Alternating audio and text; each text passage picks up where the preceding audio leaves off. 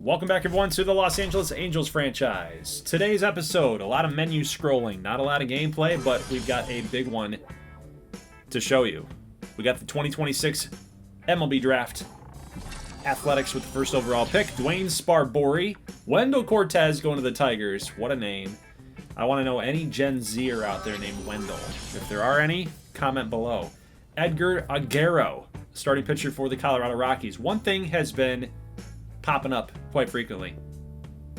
Athletics, Tigers, and Rockies. These guys are popping up every single season in the top 3, top 5 of our MLB drafts. Now look at this guy. Catcher Jerome Morris, ranked on our board as number 1, ranked number 1 in the MLB. And he fell all the way to us at pick 13. Even though he's 20% scouted, I got to go with this. Or 10% scouted, I got to go with him. I have to do it. So we're going to select Jerome Morris and hope and pray that he's not a bust. I really wanted Joaquin Marrero. I really like that guy. And lucky for us, he's not been selected yet. So we're all the way in here in round number 2. Nobody from 13 all the way even into the next round. Nobody's picked him yet. So we're going to go with Joaquin Marrero. This is the guy that I really wanted in the first place. He was on our board at number 12. Not ranked according to the Major League Baseball rank, but I think we got two really good players here, Marrero and our catcher, Jerome Morris. We're also going to take another player here, Diego Pena. We're going to look at this outfielder, Gil Melendez. Again, these are just kind of flyers because we didn't really do a whole bunch of user scouting this time around in this season. We've had some really good draft classes in Season 1 and even in Season 2. So we did a little bit more of auto scouting, let the CPU take it over, and now we're moving on to the signing phase for our draft picks. Let's take a quick look here to the All-Star game. Do we have any All-Star representation? Seems we do. Joel Payamps, 27 saves for our LA Angels. Nobody else in the pitching department. We have the first 2 hitters, though, in that American League lineup. We got Christian Yelich hitting .337. This man has not been in the 300s since, I believe it was last year, in MLB The Show's simulation. So outside of real life, he hasn't really done it. Sean Owell is going to be hitting second. We also have a Connor Saples Jr. sighting. He's a custom prospect, custom player. I think it's time we lose the prospect tag because, as the seasons go on, we're definitely going to be seeing more of these guys. And American League's going to defeat the National League. No surprise there. We've got the best players, man. We got Trout. We got Sean Owell. We got Yelich. We got our big 3 performing well there in the All-Star game. So Marrero had that 84% interest. There's no surprise there. We showed the love. He showed the love back. That's a good pick. We got Jerome Morris up here, 57% interest, and we're going to go a little bit above what he wants just to nab him here. I just definitely want to get that guy. How do you allow the number 1 ranked guy across the major leagues and number 1 on our board to get down to 13? I don't know, but that's what happened. Hopefully his ranking is that he's a steal. We'll have to take a look. So we're here at the trade deadline after the All-Star break, and I'm looking at the Nationals because they've got 2 players that I really think would be a good fit for us. They got C.J. Abrams, play a little outfield, middle infield, second and short, and they've also got Alex Verdugo. But I'm kind of right now favoring the idea of C.J. Abrams coming in because Zach Neto just really hasn't gotten it done. I don't really know how else to say it. Yes, he's an A potential. I value that potential. Abrams is a B potential. There's only 1 point of overall difference there, but they are 2 completely different players. One plays more defense and is a little faster. Abrams is a little faster. Neto plays a little bit better defense. Neto's got a little bit more power. Abrams is a little bit more of a contact hitter. So that just shakes up the feel of the roster just a little bit too much. So I'm kind of digging the idea of Alex Verdugo. His contact numbers are great. His power, not really a power hitter per se. He can knock a couple home runs out a year, double-digit hitter. Mickey Moniak hasn't really gotten it done for us. We're paying him it's a decent amount of money. Plus Luis Castro, we got to give him up. Good prospect for the Nationals. I don't really like the idea of losing Castro because he's a low rate right now. Low rating, he's at 57, but he's a solid player. I think it's a nice little chip-in piece, and so they get a little bit younger. So we're going to acquire Alex Verdugo. Now take a look at our draft class, man. Yes, we didn't sign Pena or Hernandez, but look at what we accomplished here in the first 2 picks. Jerome Morris is a 92 potential, but he's an 83 overall player right out of the box. Marrero's an 81 overall, 80 potential. Look at what this guy is going to be able to do. The blocking, the fielding, the arm, the accuracy, the reaction. Then he's also a hitter. This was an absolute steal. Plus Joaquin Marrero, that's the guy that we really wanted for the number 13 pick. We were worried that because of taking Morris, we weren't going to get Marrero, but we ended up getting them both. That's crazy. So not only did, in this slow scroll, we're going to see each team's picks, you're going to see this come to light here, come to truth. I'm not just saying this. Jerome Morris was the best player in the entire draft. He's MLB ready today. His potential is really high. And we also got Marrero, who's also Major League ready today. That's crazy. 2 straight draft picks that are Major League ready today. Whereas everyone else here up on the board, they might have had some guys that'll be good down the road. They still got some good potentials here, as we see like the Brewers and the Pirates. And so I'm not knocking anybody else's draft, but we just came away with probably the best draft, that we've ever had in this series, and probably the best draft class out of the entire major leagues this season. Please post it in the comments below what you thought about those picks, because Jerome Morris, it sucks about this move. It's more so that we didn't even really need Morris, because we just traded for Jefferson Caro from the Brewers along with Christian Yelich. So we do have a nice catching prospect right behind Logan O'Hoppe, but we can mix and match there. I think Jerome Morris is he's too good to have passed up on. We weren't going to allow the 14th team on the list to go take him. We had to take him right there. Absolutely.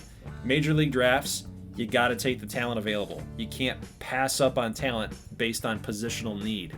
Those guys, major league players, have to be grown. They got to get in your minor league system. Mike Trout had to play in the minor leagues, guys. Bryce Harper had to play in the minor leagues. Everybody's got to go through that rites of passage. But man, Jerome Morris, 83 overall, 92 potential. Even Vincent Rosenberg, the pitcher there for the Houston Astros, he was a guy that I was looking at and scouting up. I wanted to consider him at that 13th pick. But when you get the number 1 ranked guy staring you down, you have to take him. And we did. So we're going to be simming all the way up here to September. We got a kind of a big series here against the Orioles.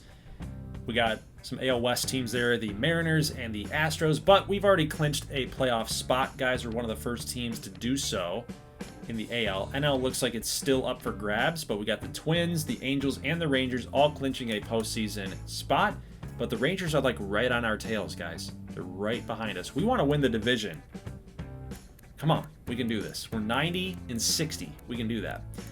Mike Trout, 43 bombs this season. He did the same thing last year, and he was vying for the MVP this year. But newcomer to our division, Juan Soto, has got 52 bombs and a lot of RBIs. We do lose the series against the Orioles. That was a tough one, but we come back, win the series against Oakland and against Seattle.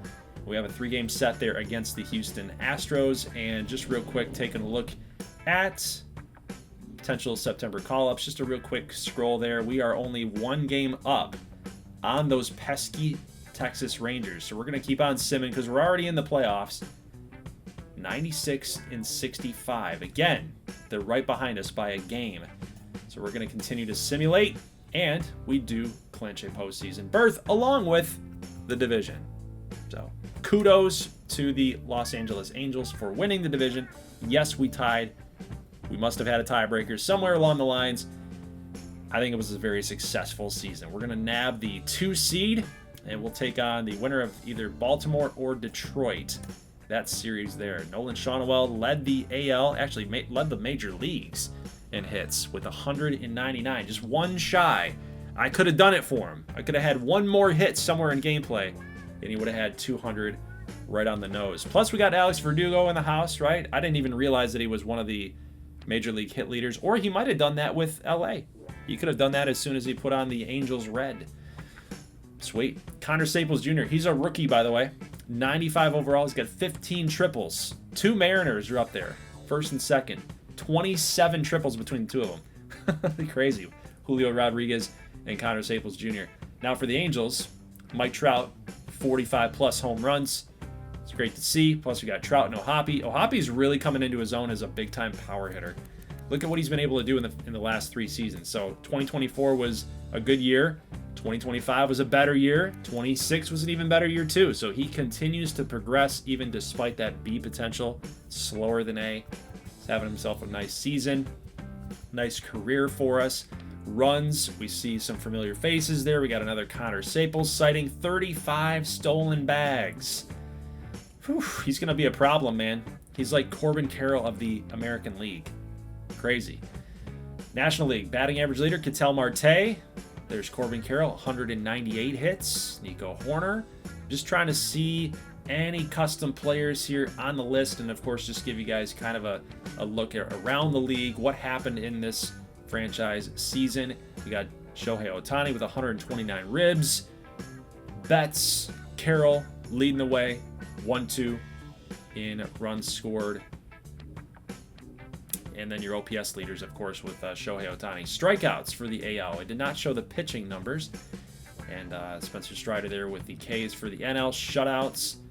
Didn't really cover that. ERA, Logan Webb at a 2.52.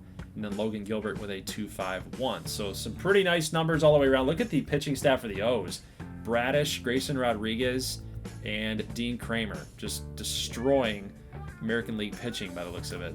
So, playoffs. What do we got? Pittsburgh will lose to the Dodgers, and they will end up losing again 7-4. Detroit, Baltimore, Philadelphia, and Atlanta. We got to figure this out. Who's going to advance? Baltimore wins their next game. Philadelphia and Atlanta. What's going to happen in that series there? Philly will beat them 4-0. Arizona, the Dodgers will keep on simming here. Let's get a little update. Cincinnati will move on. And they ended up beating Philadelphia. They're scoring 17 runs. So that's your look here at the divisional round. We got Arizona against the Dodgers and Philadelphia against Cincinnati. Now on our side, we've got the Detroit Tigers. My Detroit Tigers. And to be honest with you, I'm not really afraid of them. You look at their pitching staff, what they're bringing to the table. Look at the bullpen. Not very good. Not very good. But so what about the offense? What do they got going on here? Jake Rogers. Robert Valentine is now up at the major leagues. Look at that. We saw that guy get drafted a couple seasons ago, right? Now he's a rookie. Javi Baez, Veerling, Justin Henry Malloy down there in AAA, Deshaun Kiersey Jr., and Randall Grichuk. Yeah, it's just Riley Green, Kerry Carpenter, Badu. Like, I'm not afraid of them, guys. I'm not afraid of them. What I am afraid of is either Texas or Minnesota. Minnesota had a really good season this year, so that's who we're going to face if we can get to the ALCS. But there's still a lot of work to be done. We can't take for granted the Motor City Kitties. We got to just sweep them. That's all we can do. So that's it. That's your playoff look, guys. The next time I see you, we will get a full playoff run. And if we make it to the World Series, that'll be on a separate video as well. So, guys, leave a like if you like this thing. That's it for the video. I will see you in the next one. As always, thank you so much for watching, and peace.